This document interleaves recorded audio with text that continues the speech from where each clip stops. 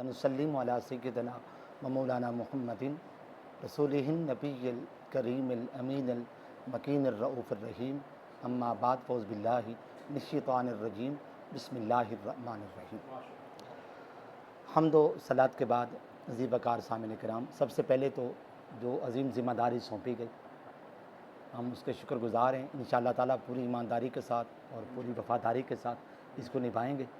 ये सिर्फ ओहदा ही नहीं, इसको हम एक ज़िम्मेदारी और फ़र्ज़ समझते हैं। पाक आर्मी जो है पाकिस्तान के नामवरी के लिए और पाकिस्तान की बुलंदी के लिए बहुत कुर्बानियाँ दे चुकी है, देती रहती है और पूरी दुनिया जो है इस बात को एक्सेप्ट करती है और दुनिया को एक्सेप्ट करना पड़ता है। मैं माह मुहर्रमुल हराम के हवाले से एक ख़ास बात, रसूल पाक अलैहि सल्लम ने अपने हयात तय्यबा के अंदर जो हमें एक सिस्टम दिया, एक निज़ाम जो दिया है ना, वो निज़ाम शुराई है, मशवरातन। किसी को आगे लेके आना है तो मशवरा किया जाए, वोटिंग की जाए, इलेक्शन होना चाहिए। ये जो मौरूसी सियासत हमारे पाकिस्तान के अंदर जब चल रही है, ये इस्लामी सिस्टम नहीं है, ये अंग्रेज़ी सिस्टम है, जिसकी वजह से तबाहकारियाँ हमारे मुल्क पाकिस्तान की भी हो रही हैं और जहाँ जहाँ ये मौरूसी सिस्टम चल रहा है वहाँ तबाहकारियाँ होती चली जा रही हैं।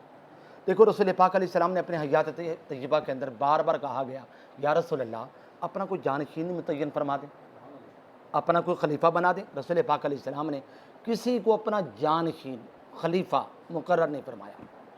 बस ये बात फरमाई कि मैं ज़रा जमात करवा दो, सिद्दीक़ अकबर से कह दो कि वो जमात करवा दें, फ़लाँ वो ये काम कर लें, लेकिन ये नहीं फरमाया कि मेरे बाद मेरा खलीफा फ़लाँ शख्सियत होगी। मौरूसी से हुज़ूर अगर चाहते तो अली शेर खुदा भी तो मौजूद थे, इमाम हसन हुसैन भी मौजूद थे, दीगर ख़ानदान के लोग भी, अब्दुल्लाह इब्न अब्बास, हज़रत सैयदना अब्बास ख़ानदान के लोग मौजूद थे, लेकिन रसूल पाक अलैहि सलाम ने मौरूसी सियासत हमें नहीं दी।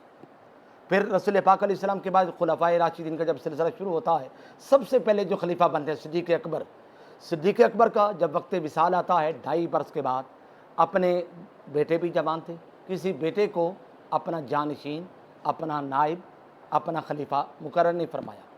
उनका विसाल हो जाता है। उनके विसाल के बाद सहाबा किराम कई लोग आके तंग करते हैं, ए अमीरुल मोमिनीन, आपका वक्त विसाल है, आखिरी आपके याम है, किसी को तो अपना खलीफा बना दीजिए। लोगों ने जब 12 तंग किए तो आपने फरमाया, मेरा मशवरा ये है कि मेरे बाद उमर को बना लेना, लेकिन ये सिर्फ मशवरा है। लेकिन रसूल पाक अलैहि सल्लम की चूँकि सुन्नत ये है, हुज़ूर ने अपनी हयात तय्यबा के अंदर किसी को अपना खलीफा या जानशीन नहीं बनाया था, मैं भी नहीं बना रहा। चुनाचे आपका विसाल हो जाता है, आपके विसाल के बाद इलेक्शन हुआ, वोटिंग हुई, मशवरा हुआ, शुराई सिस्टम के तहत फ़ारूक आज़म जो हैं वो खलीफा हुए, खिलाफत पर बुरा जमा हुए। फ़ारूक आज़म ने 10 साल अपने खिलाफत फरमाई, 12 साल, और जब आपकी शहादत का वक्त आया, आपके बेटे भी तो थे, अब्दुल्लाह इब्न उमर, दीगर कई और से आपके साहबजादे भी थे, रिश्तेदार भी मौजूद थे, लेकिन आपने भी अपना जानशीन अपने हयात तय्यबा के अंदर किसी को मुकर्रर नहीं फरमाया। आपकी भी शहादत हो जाती है।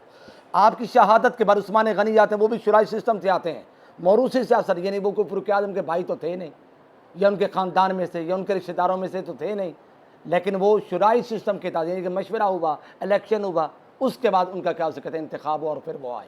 12 साल तक वो खिलाफत फरमाते रहे। बिलाखिर जब उनके भी वक्त शहादत आता है, उनके भी 5 कड़ियल बेटे जवान थे।